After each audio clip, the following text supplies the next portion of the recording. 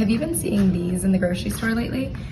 They are called pine berries, and they are actually a mix between pineapple and strawberry. So they have a lighter strawberry flavor and a little hint of tropical.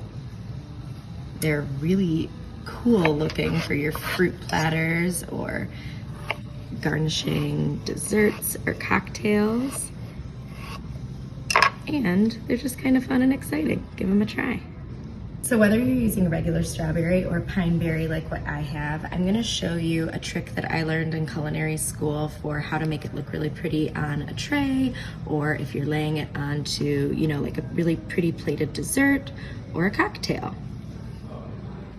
All right, so for this, we're gonna leave the top green part on, and then using the tip of your knife, you're gonna cut all the way through, but make sure that you leave a little bit at the top.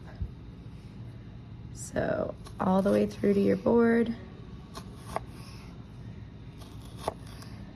You can go super thin with these slices once you're used to it, but just starting off, I would suggest doing some thicker slices. But now you've got that pretty little fan that you've probably seen before, ready to place on top of a dessert, or right on your fruit tray, or even on the edge of your glass for a cocktail.